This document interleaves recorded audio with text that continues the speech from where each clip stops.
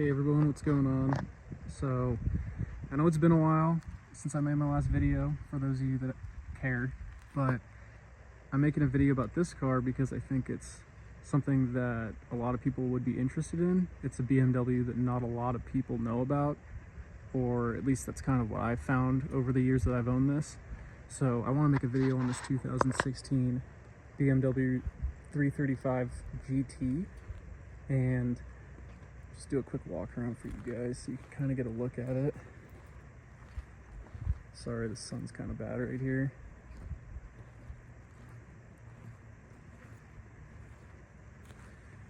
Yeah, and I have the wing up just to kind of show you guys that's kind of a trick it can do. I don't really like the wing thing though, to be honest. I think the RS7 does it better. But yeah, I've owned this car for a couple of years now, and I've been meaning to do a video, but conditions and things like that just haven't been right. So I wanted to take the time today because it's in the 60s and it's really nice out. So yeah, let's get into it. So I'm gonna break this down into like 3 or 4 parts. We're gonna start exterior, we're gonna do powertrain, interior, and then some kind of just weird things about the vehicle that I've come to find out over the years. And we'll start there. So the most interesting thing that I found about this vehicle is that it's not actually a 3 Series. So when I first was looking into this car when I was going to buy it, I had found on some website, it was some forum I think, but this is actually based off of the Chinese 5 Series. So if I kind of take a step back for scale here, you'll see that wheelbase is pretty long, and that's the whole point, right? With the GT, you want a longer wheelbase. It makes a little more sense for comfort and things like that. So you gain a couple inches of length, and I believe you get an inch or 2 of actual width of the car. So it's a bigger car. It definitely feels bigger. It's a heavier vehicle. I think it's right around 4,000 pounds. So definitely not as light as a regular 3 Series, but you know, that's not really the whole point of this, right? It's meant to be a long distance cruiser. It's not meant to be some crazy fast sports car. So I like it for what it is because I think it does its job really well. It still has, you know, a lot of the 3 Series styling, so the front end, the rear end, and the side skirts, all very 3 Series-esque styling. You can see it's definitely the M Sport model, meaning it's got the more aggressive front bumper, side skirts, and rear bumper, along with the Shadowline package, so it comes blacked out, and then my own kind of things, different wheels, headlights are obviously tinted, and the taillights are tinted. But yeah, pretty much a 5 Series, which is interesting, and I could see why a lot of people wouldn't like that, just because it's a 3 Series. It's not meant to be super heavy, even though BMWs nowadays are ridiculously heavy. But it does have the same powertrain as the regular 3 Series. So N55 inline 6 with a ZF8 8-speed automatic. So really good powertrain. Thing still gets up and goes, but it does pretty much everything really well, and that's what I'm gonna get into here. So sorry about the lighting here. I'm getting a lot of reflection, things like that, just because of the angle of the sun and how I parked, which is kind of my fault. But as far as interior goes, it's your pretty typical interior for the F chassis cars or chassis cars. But the interesting thing about this car is when you come to the back seats. So it doesn't look like anything special, right? But I'll show you. I'm going to get into this, and this is my front seat in the comfortable position I like it. And I'm 6'1" for reference, and I can easily sit back here. You know, we got good headroom back here. Granted, I can't really show it very well like this, but the legroom, I mean, I can sit back here all day, and I don't feel cramped. My head isn't hitting the ceiling. My knees are probably a good, I don't know, 3-4 inches from the back of the seat, and this seat's back the way I would drive it. This isn't like I moved it up or anything. And as you can see on the passenger side, ton of space, so definitely no issues there.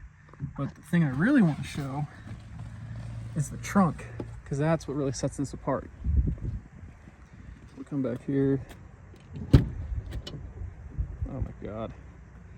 Yeah, I think one of my struts is going out for the trunk. There we go. But yeah, here's the trunk space. If I can get in better light. There we go. So it's kind of actually more of a hatchback. You can see it's got a privacy cover that you can actually take out if you want to.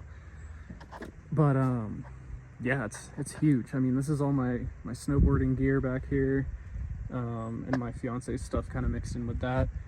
But if I take a step back, you can see, I mean, that's why you buy a car like this. It has the space and everything you could ever want of something along the lines of like an X1 or a smaller SUV, but you get the styling, performance, and the ability to do pretty much everything a sedan can do too. So as you can see, I have my racks up here for skiing. So I take this car everywhere. This is my daily. This is what I drive every day. Let's close these doors up. And it does everything really well. So the thing that's interesting about this is a lot of people don't like this car because of its unique styling. And I myself am guilty of that. There's definitely some angles you can catch this car from where you're like, man, I wish I had a regular 3 Series. But then, you know, you get an angle like this, and I think it looks pretty good from this angle. And then the practicality of the vehicle as well is just, you cannot beat that. You have everything you want in a 3 Series with the space of a 5 Series. Sorry about the super loud truck right here. But like 3 Series styling, 5 Series roominess on the inside, and then the hatch adds that kind of like SUV-esque versatility in terms of space. And then you of course have like the rack attachments, which a lot of BMWs have. So next I want to get into the powertrain, and then we'll go to interior, and I'll kind of wrap this video up. And yeah, so this engine should look pretty familiar to anybody who owns an F-Series car. It's just an N55, nothing special. Everything's factory, even the intake. I haven't done anything to this just because I'm not stupid anymore, and I don't modify my dailies like I used to. So N55, really good engine. It's been great. I've had it for about probably 40,000 miles. So just, you know, keeping up with maintenance. I've done spark plugs. I've done the basic maintenance on this vehicle, oil changes obviously. And then mated to this is of course the ZF8, a really good transmission. I would say probably the best torque converted automatic probably ever that's not dual clutch. And it's an X-Drive as well, so we got all-wheel drive, and it kind of just does everything really well. And my favorite thing about this car is I can take it up to the mountains and go skiing, and in the same day I can go down to the valley and I can race stoplight to stoplight. I don't really do that, but I could if I wanted to. And this car is still fast enough to do pretty much whatever I want with it. It surprises a lot of people, and there's obviously the potential to do a lot more with it because it is an N55. There's a huge aftermarket for these cars. So really good transmission, really good engine, and that's pretty much that. I don't think there's a lot more to talk about. The brakes are just your typical, they're not like M Sport brakes, they're not like the blue ones or whatever. They're still 4-piston Brembos, so obviously still really good brakes. And then as you can see, I've upgraded the rotors here, drilled and slotted for the looks, of course. And then it's got some upgraded pads as well. And then as you can see, we're running some Firehawk Indy 500 tires in the middle of winter, because why not? But yeah, let's just go around here, and then we'll go check out the inside a little more from the driver's seat. And yes, this wing does articulate off a button that I'll show you guys, but it will come up automatically and stay up above, I believe, 68 miles an hour is what I found. and you will not be able to put it down over 68 miles an hour. Let's get in here. It's angry because the engine compartment is open still. And the steering wheel's upside down, but it is an M Sport steering wheel. And so you get the thicker kind of wheel itself, the fancier paddle shifters. So they are aluminum, I believe, on the back, plastic on the front. Really good feeling wheel, obviously an M wheel, but still a really good wheel for what it is. And then the rest of the car, it's your typical stuff. It's nothing special. This doesn't have the infotainment upgrade. It's just kind of like the basic one, but it does have the cold weather package and, like I said, the M Sport package. And then we also have the upgraded sound system, if it would focus, right there. But interior wise, if any of you guys own a BMW, this is pretty standard. And here's what I'm talking about.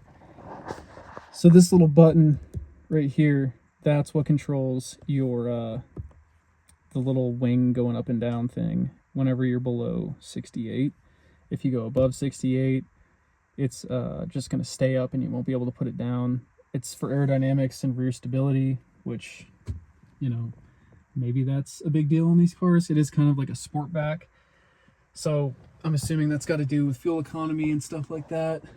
But interior is pretty standard BMW. It's got these like sportier buckets. I don't know if this is an M Sport thing, but it's got some bolstering on the sides here. And then the rear seats back there, as you can see, has the fold down for the cup holders.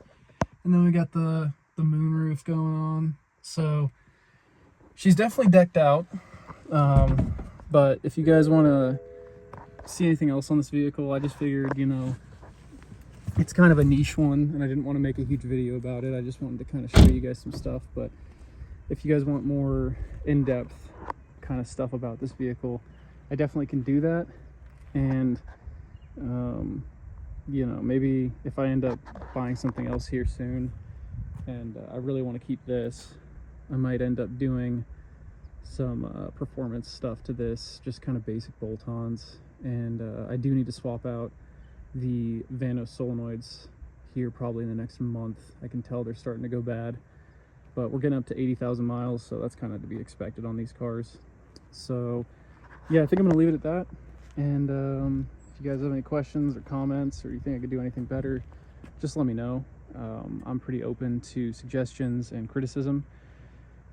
This isn't something I really do full-time, so, you know, I don't put a lot of you know, thought into any negativity. But yeah, just let me know if there's anything I need to work on, or if there's anything else you guys want to see, and appreciate it.